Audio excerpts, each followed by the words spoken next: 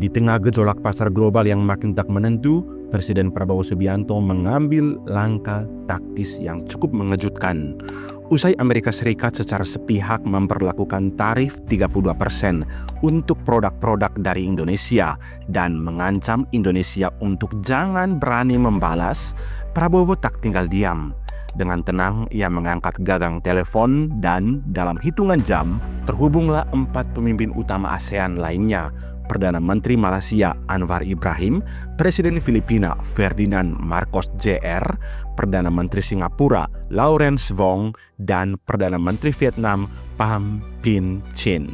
Suara-suara dari timur itu menyatu bukan hanya untuk membalas kebijakan sepihak Presiden Donald Trump, tetapi untuk membentuk perisai bersama ASEAN di tengah badai ekonomi global.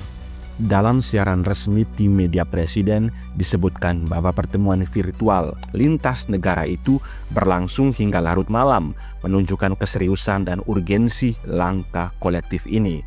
Dalam percakapan tersebut, PM Anwar yang kemudian membagikan sebagian isi pembicaraan melalui akun media sosial pribadinya mengungkapkan bahwa kelima pemimpin bertukar pandangan dan menyepakati perlunya strategi balasan bersama terhadap tarif Trump.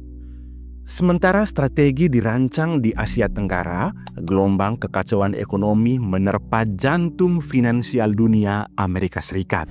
Saham-saham di Wall Street runtuh seperti domino. Indeks S&P 500 kehilangan kapitalisasi pasar senilai 5 triliun US dollar atau sekitar 82.775 triliun rupiah hanya dalam 2 hari. Angka terbesar dalam sejarah pasar saham Amerika.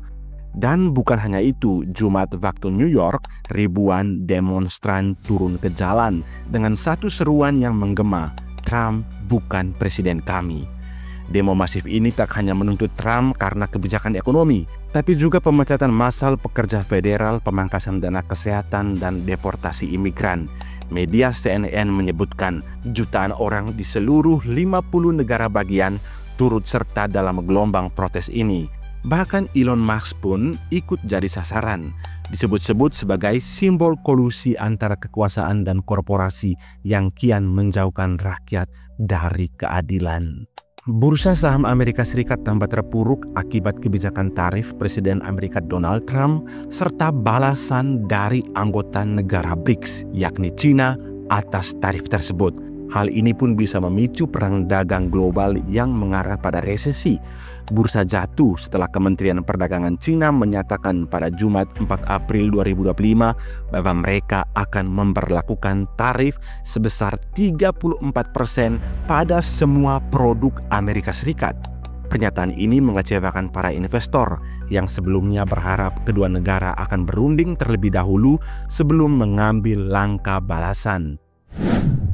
Lantas, kira-kira apa saja yang menjadi isi pertemuan 5 pemimpin ASEAN tersebut? Yang pasti ini bukan hanya soal pembalasan tarif. Ada beberapa hal yang sedang dipertaruhkan. Pertama, tentu kemandirian ASEAN. Ini adalah ujian besar apakah ASEAN bisa tampil sebagai blok yang independen dan berpengaruh dalam geopolitik dunia. Di bawah tekanan ekonomi global, ASEAN punya peluang untuk membuktikan kekuatannya. Yang kedua, stabilitas regional. Tanpa respon bersama, tekanan ekonomi dari Amerika Serikat bisa memecah belah negara-negara ASEAN. Tapi dengan strategi kolektif, justru ini bisa memperkuat solidaritas dan mempercepat integrasi ekonomi regional. Yang ketiga, poros global baru. Dunia sedang mengalami reorientasi kekuatan global. Jika ASEAN mampu menyatukan langkah dengan BRICS, maka kita mungkin sedang menyaksikan awal dari lahirnya poros baru. Asia Selatan dan Tenggara sebagai kekuatan ekonomi yang tak lagi bisa diabaikan. President and CEO of the US ASEAN Business Council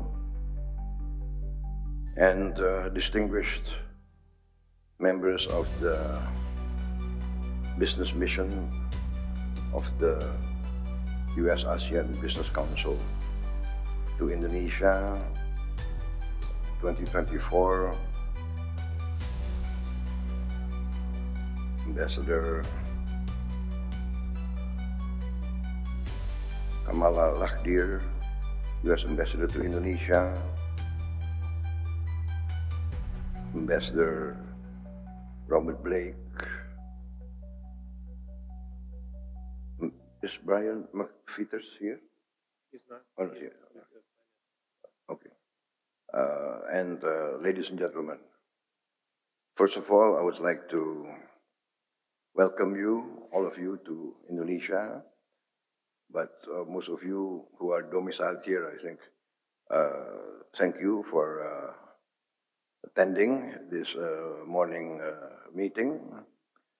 I think by now, most of my programs have already been explained in public. I also have met Ambassador Oisius in Washington, D.C., meeting also many members of the U.S. ASEAN Business Council. As you know, my administration has only been active, been in office 44 days. Today is our 44th day. And of these 44 days, 16 days I was traveling. But I would like to say that I'm